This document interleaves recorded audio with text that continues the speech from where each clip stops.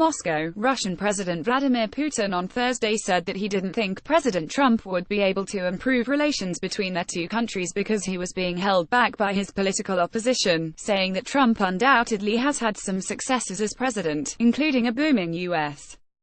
stock market. Putin said that reports about Russia's interference in the 2016 U.S.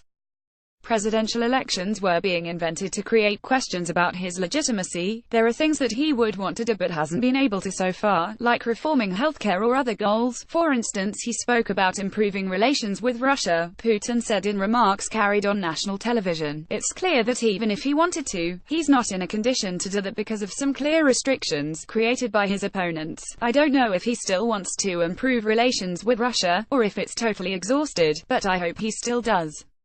Putin added. It was another dose of the world as Putin sees it, as the former, current, and likely future president sat down with more than 1,000 journalists packed into a Moscow convention hall for his annual televised press conference. Equal parts news conference and political carnival, the annual event provides a sounding board for Putin. The discussion is always broad, though often lacks depth.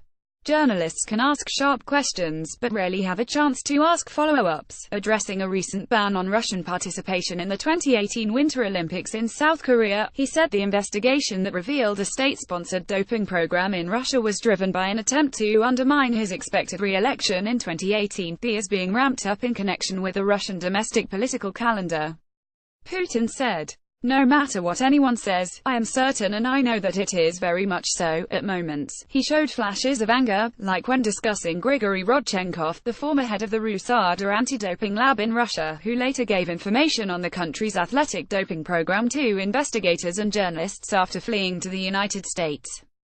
It was a mistake for him to be put in charge of the lab, Putin said. I know who did it, focusing on domestic politics. Putin also said that he would like to see greater competition in Russian politics, but it isn't his job to build up the opposition in a country that he has ruled for 18 years, and likely longer as the new elections loom.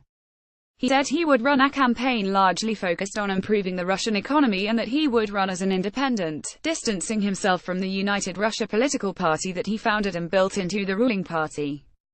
The simplest thing for me to say is that it isn't for me to foster opponents, although I should unexpectedly tell you that I think that our political sphere, like our economic sphere, should be competitive. Putin said. Putin, Russia's de facto leader since New Year's Eve 1999, has held a marathon news conference once a year in December for the 13 years he has been president, taking a break for the 4 years he was just prime minister. They can last more than 4 hours, often providing for a broad discussion of current issues, if sometimes lacking in depth and with little chance for reporters to ask follow-up questions. The conference was attended by reporters from across Russia and the world, many of whom waved large signs in the hope of being called upon. Give the floor to children. Read one. Another sign, a larger-than-life Russian passport, was held by an attendee hoping to liberalize border crossing rules between Russia and Estonia. Another sign read, Putin Baby, an expression of affection from a journalist from Russia's Tatarstan Republic.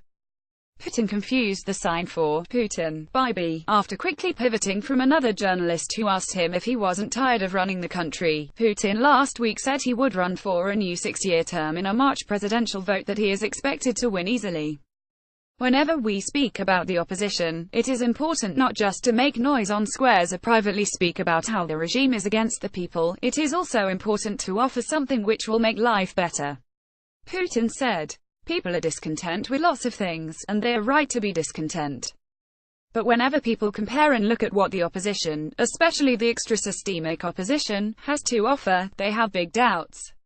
A survey published Wednesday by the independent Levada Center suggested that 61% of Russians intended to vote for Putin, up from 54% in a similar poll conducted in late November. Two candidates who have traditionally played the role of runner-up garnered single-digit support in the poll, ultranationalist Vladimir Zhirinovsky with 8% and Communist Party leader Gennady Zyuganov with 6%. Only 1% said that they would vote for Ksenia Sobchak, a TV host who has made headlines as a candidate against everyone. Sobchak attended the press conference as a journalist for the opposition internet channel TV Rain. Anti-corruption crusader Alexei Navalny, who has been excluded from the elections because of a criminal conviction he says is politically motivated, was not named in the poll. As state-run television counted down the minutes to the press conference, Putin's spokesman, Dmitry Peskov, played down the competition, saying that, "There are a lot of worthy people who have announced their candidacy, but no one is ready to be a worthy opponent to the Kremlin leader." Peskov also said that Putin would not take part in campaign debates against candidates who know they have no chance.